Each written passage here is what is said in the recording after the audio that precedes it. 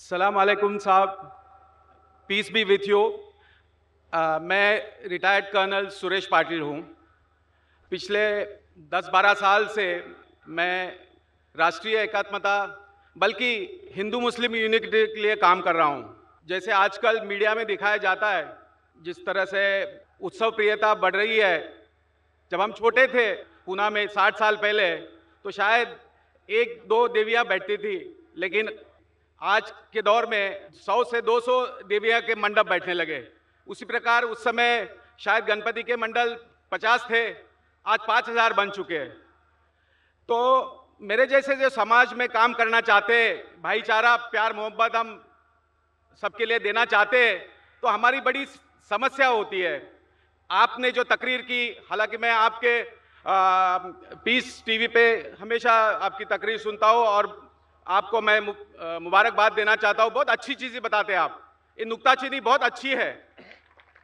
मैं समझता हूँ आप जिस तरह से ये अच्छी बातें बता रहे हैं समाज सुधार के लिए, ये बहुत बड़ा एक मैं कदम मानूंगा। लेकिन जिस तरह से टीवी पे आज दिखाया जा रहा है, अगर अमिताभ बच्चन चप्पल निकाल के अगर मंदिर में जा रहा है, तो उसका पूरा आंखों देखा हाल 24 घंटा हर घंटे पे दिखाया जाता है, जिससे कि एवरेज आदमी जो है, जिससे एवरेज सो कॉल्ड मासेस है, उनको समझ में नहीं आता। सच्चाई यह है जो आप बता रहे हैं, जो मैं मानता हूं, क्योंकि मैं समझता हूं, मैं बहुत नाचीज हूं, लेकिन ये समझता हूं कि मैंने इस्लाम को बहुत नज़दीक से देखा हुआ है। क्योंकि मैं फौज में जब भर्ती हुआ था और मेरा जिस पलटन में तबादला हुआ था, वो पलटन मुसलमानों की थी, जो राजस्थानी मुस्लिम्स कायम खानी कहते हैं। तो 71 के लड़ाई में मेरे 33 जवान शहीद हुए, और उस समय मुझे भी छाती में बम के छर्रे लगे हुए थे, और उसमें पानी पिलाने वाला मेरा जो रेडियो ऑपरेटर था कमरुद्दीन, जो आज बुजुर्ग है, राजस्थान का है, उसको मैं मिलने गया था। तो मेरे जहन में अभी भी इस वक्त ताज़ा आँख के सामने दिखाई दे रहा है, कमरुद्दीन मुझे पानी पिला रहा है। और अगर वो नहीं मुझे पानी पिलाता तो शायद मैं आज आपके सामने खड़ा नहीं रह सकता था। मेरा ये मानना है, शायद बाकी लोग ना माने, मेरे सिर पे मुसलमान भाइयों का बहुत बड़ा कर्ज है, वो मैं वापस देना चाहता हूँ।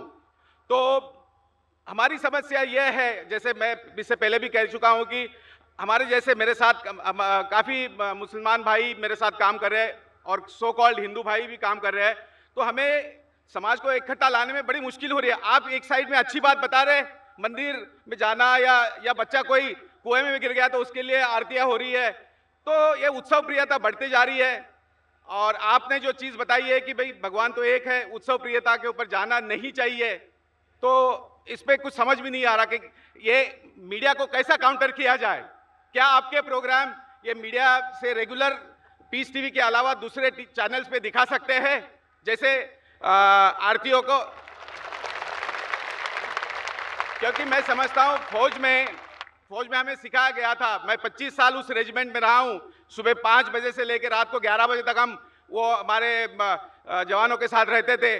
तो ईद हो, होली हो, दिवाली हो, हम उनके साथ में ही रहते थे। तो कहने का मकसद है, और वहाँ से हमने इस्लाम को इतना नज़दीक से देखा। यहाँ सब कुछ अच्छा है, प्यार मोहब्बत भाईचारा ब्रदरहुड सब कुछ अच्छा है, लेकिन मीडिया में ऐसा आजकल इंप्रेशन में आता है एवरेज आदमी के लिए कि भाई इस्लाम में कुछ कमियां हैं, लेकिन कमियां तो कुछ है ही नहीं है। तो इसके लिए क्या कोई और एक चैनल शुरू हो सकता है? या इनफैक्ट मैं ये कहना चाहूँगा कि जो आपकी जो तकरीर जो आज हो रही है, क्या ये आईसीसी चैनल से दिखाई जा रही है? अगर आज नहीं दिखाई जा रही तो कल दिखानी चाहिए। कर्नल साहब, वालेकुम अस्सलाम व रहमतुल्लाहि व बरकातहू। आप पर अल्लाह सुब्हाना व तआला की रहमत, बरकत और सलामती हो। आपने कई अच्छी बातें की, वक्त नहीं कि सबका जवाब दूं, लेकिन 4 बातों का दूंगा। सबसे पहले आपने कहा कि मेरा मुसलमानों पे कर्ज है। आपके ऊपर कोई मुसलमान का कर्ज नहीं। अगर कोई मुसलमान ने आपकी जान बचाई, वो उसका फर्ज था। तो कोई मुसलमान का आपके ऊपर कर्ज नहीं है, उसका फर्ज था। कुरान मजीद में लिखा है, सूरह माइदा में सूरह नंबर 5 आयत नंबर 32 में, अगर कोई भी इंसान किसी दूसरे इंसान की जान बचाता है चाहे वो मुस्लिम हो या गैर मुस्लिम हो, वो सारी इंसानियत को बचा रहा है। तो कमरुद्दीन भाई ने अगर आपकी जान बचाई, अपना फर्ज किया, आपका उसके ऊपर कोई कर्ज नहीं है। वो उसका धर्म था, वो उसका फर्ज था। पॉइंट नंबर 2, आपने कहा कि पहले कम देवियां थी, 2-3, अभी सैकड़ों हैं। पहले 50 गणपति थे, अभी 5000 है। तो क्या हो रहा है? आपने गणपति की बात की और पूना शहर आप जानते होंगे गणपति के मामले में सबसे अव्वल है। नहीं, दुख की बात यह होती है, सॉरी माफ करना, जैसे अगर लता मंगेशकर आके 25 लाख का हार या कुछ मुकुट पहना देती है, मैं कहता हूं उससे एवरेज आदमी के मन पे क्या क्या गुजरती होगी। बिल्कुल सही। आप मीडिया की बात कर रहे हैं, पहले मैं गणपति की बात पूरी करूंगा, फिर आपकी मीडिया की बाकी 2 बातों पे आएंगे। अमिताभ बच्चन, लता मंगेशकर पे आऊंगा इंशाल्लाह। आप अगर जानते हैं गणपति की हिस्ट्री, ये गणपति का मोर्चा किसने निकाला सबसे पहले? किसने?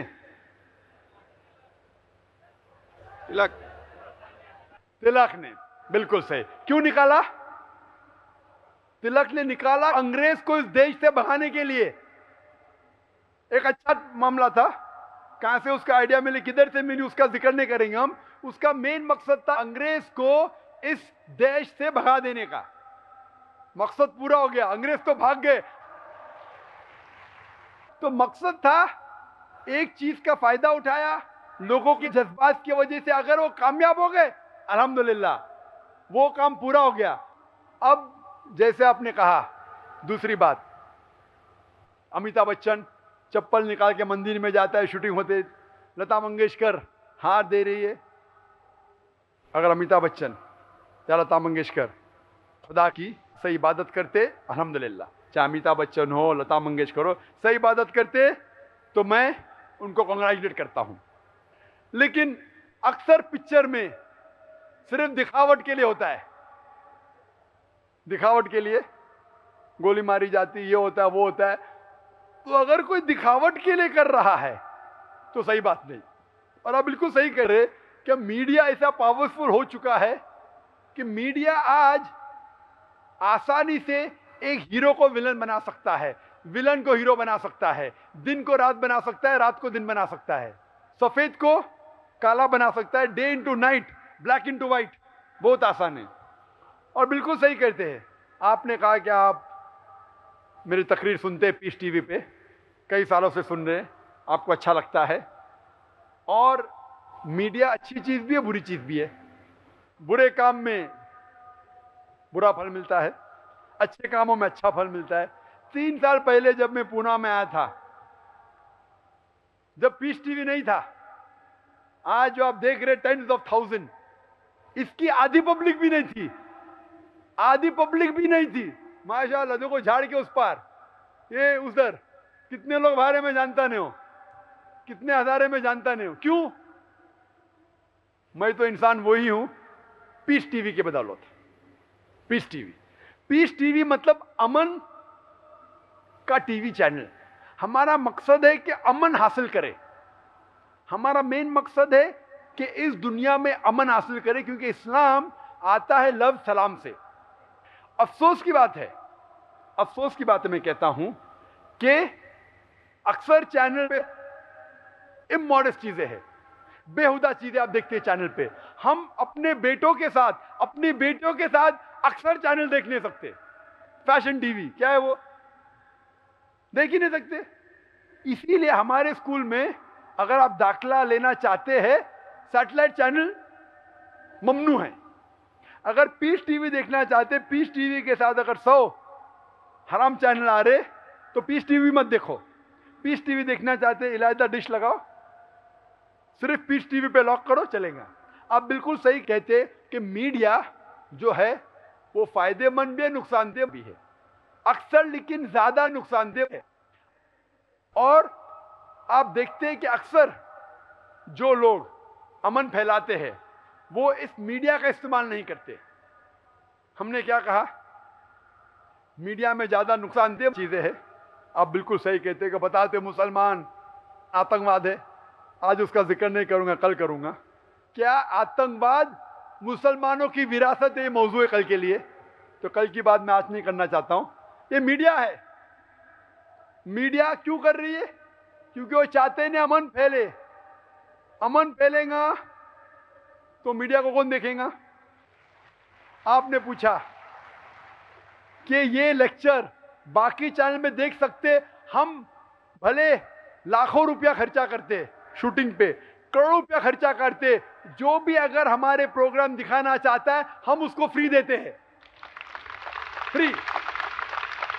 और शायद आपको जान की खुशी होगी, सिर्फ मुसलमान चैनल पे मेरी तकरीर नहीं दिखती है, गैर मुसलमान चैनल पे भी दिखती है। ईटीसी पे जाइए, ईटीवी उर्दू पे। वो क्या समझते, एक प्रोग्राम बनाने में, अच्छा प्रोग्राम बनाने में आधे घंटे का 5 लाख खर्चा होता है, ये मुफ्त में मिलता है, ले लो। मैं बोला ले लो, मुझे क्या हर्ज है? मैं तो पैसों के लिए नहीं कर रहा हूं, अमन हासिल हो जाएगा, खुदा मुझे उसके लिए इंशाल्लाह सवाब देगा। तो हमारे प्रोग्राम आप देख रहे, ये प्रोग्राम इतने कैमरा, 12 कैमरा है, ये स्टेज है, ना मैं कोई हीरो हूं, ना मैं अमिताभ बच्चन हूं, ना लता मंगेशकर हूं। मैं तो एक आम मुसलमान हूं, अपने आप को मुजाहिद कहता हूं। मुजाहिद मतलब जो जिहाद करता है, जिहाद मतलब जिद्दोजहद। जो मीडिया कहते हैं वो मुजाहिद नहीं हूं मैं। आप देख रहे हैं, मेरा मकसद है कि ये पैगाम सिर्फ यहाँ अगर 25 या 50 हजार लोग मौजूद है, वो मेरे लिए बहुत स्मॉल है। मैं होलसेल में मानता हूं, ये कैमरा के जरिए इंशाअल्लाह करोड़ों लोग देखेंगे। और हमारा पीस टीवी अल्हम्दुलिल्लाह सुम्मा अल्हम्दुलिल्लाह सारी दुनिया में मौजूद है। अगर आप एक आम डिश लगाएंगे, भले केबल ऑपरेटर नहीं दिखा रहा है, 5-6 हजार खर्चा करेंगे, आपको दिखेगा। हमारा चैनल फ्री टू एयर है, एब्सोल्युटली फ्री। और अल्हम्दुलिल्लाह 7.5 करोड़ लोग हमारे चैनल को देखते हैं। आपने कहा कि बाकी चैनल पे दिखा सकते, बेशक। कुछ लोग मुझे पूछ रहे थे क्या लाइव टेलीकास्ट अब दिखा सकते हैं, क्या फी लेंगे? मैं बोला फी नहीं, मुफ्त। मैं कभी भी लेक्चर देने जाता हूं, कोई फी नहीं लेता हूं, खाली कहता हूं कि दुआ करो मेरे लिए, एब्सोल्युटली फ्री। और आपने कहा कि और चैनल होना चाहिए, बिल्कुल सही कहते। इसीलिए इंशाअल्लाह जून 2009 में हम एक नया चैनल शुरू करने वाले, जिसका नाम है पीस टीवी उर्दू। इस पीस टीवी पे अभी 25 से 33% उर्दू में है, हिंदी में, बाकी है अंग्रेजी में। जो उर्दू जानते कहते अंग्रेजी प्रोग्राम क्या बीच में आते, जो अंग्रेजी जानते उर्दू नहीं समझते बोलते उर्दू प्रोग्राम क्या है ये। जो दोनों जानते खुश है, तो हम दोनों तरफ से खींचे जा रहे हैं। इंग्लैंड से लोग बोलते उर्दू प्रोग्राम क्यों देते, हमें समझ में नहीं आता है। यहाँ के लोग कहते ये इंग्लिश क्यों देते। हर एक को तो खुश नहीं कर सकते। इंशाअल्लाह 8-9 महीने बाद जून 2009 में हम एक नया चैनल शुरू करने वाले, पीस टीवी उर्दू, जिसमें सिर्फ उर्दू और हिंदी प्रोग्राम आएंगे। इंग्लिश देखना चाहते इंग्लिश देखिए। इंशाअल्लाह अगर अल्लाह हमें मदद करेगा, इस तरीके से हम और चैनल फैलाएंगे ताकि सारे दुनिया में अमन हासिल हो। जब तक अमन हो, हम अपना पैगाम फैलाते जाएंगे। Hope this answer the question colonel साहब।